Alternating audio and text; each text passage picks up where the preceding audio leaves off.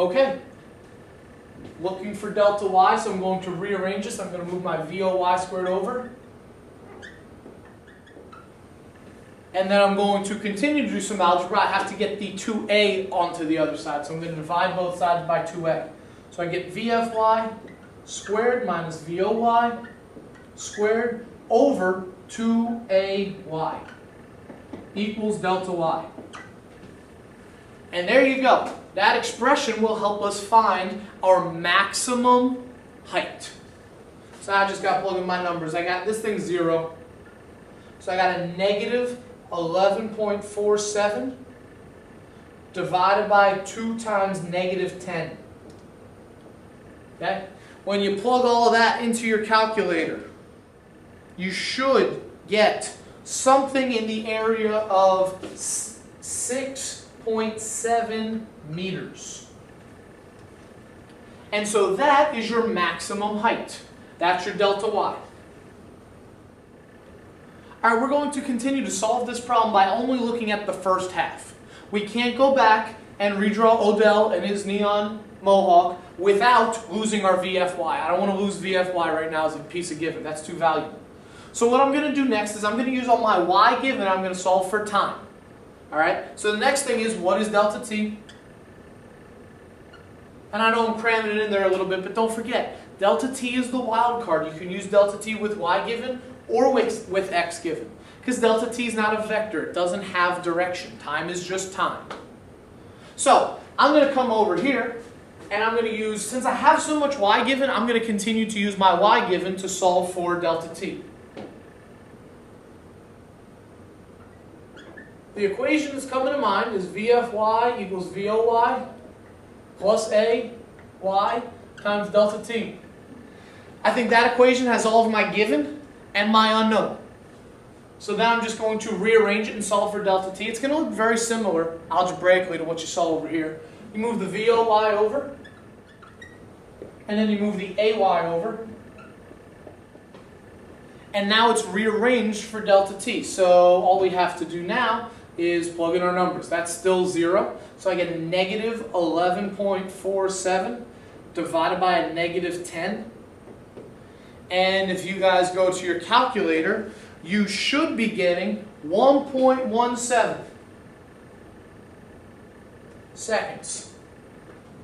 Now, I will talk about in 1 second the fact that this is only the time it takes to go to here. We didn't really answer the question yet with that delta t. We just figured out how long it takes the football to go from here to its maximum height.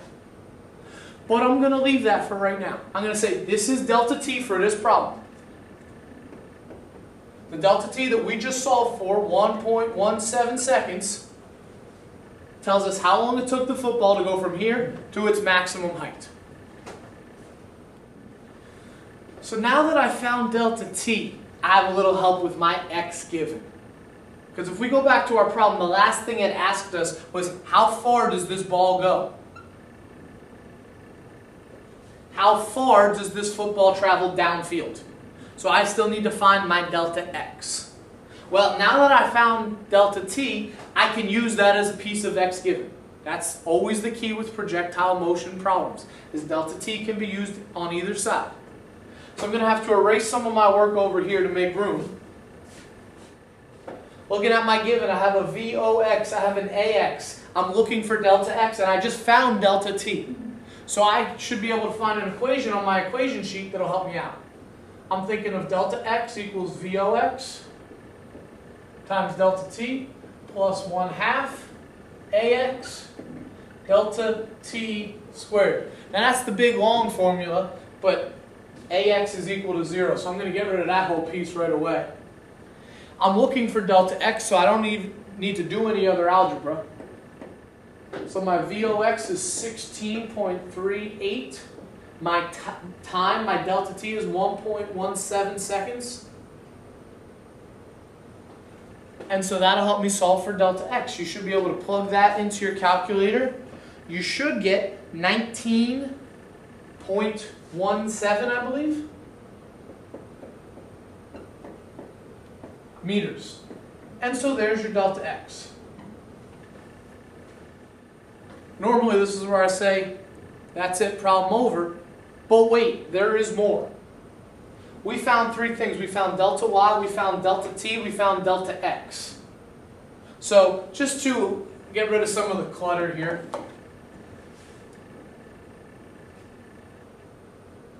Okay, we don't need any of this right now.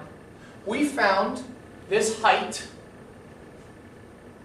We found this height before. This height was 6.7 meters. We found this time how long it took the ball to get to its max height. That was 1.17 seconds. And we just found this distance. This football traveled 19.17 meters downfield in that 1.17 seconds. But that's only half the problem. So now I'm going to get rid of my work over here. I'm going to redraw the rest of this problem. Okay, at least the important stuff. So, I want to know how long it takes the ball to get over here. I want to know how far the ball is going to be from its starting point when it gets over here. The really nice thing about this problem, because our total delta y was 0, it starts and ends at the same height, we know that this side and that side are the same. They are mirror images of each other.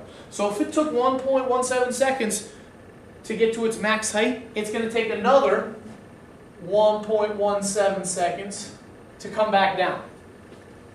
If it went 19.17 meters while it was getting to its max height, it's going to travel another 19.17 meters horizontally to get back to its original height. So luckily we don't have to do any more equations or anything like that. We just need to double these numbers. So our final answers are that our maximum height, or how high the ball goes into the air, is 6.7 meters. Our total delta t for the entire problem is 2.34 seconds. And our total delta x is 19.17 plus 19.17, so that should be 39.34. And those are your final answers. And if you forget to multiply those numbers by 2, if you forget to double those, you've made a mistake. You've now lost some points. So don't forget that last easy step. I hope that helped. Thanks for watching. Leave me a comment.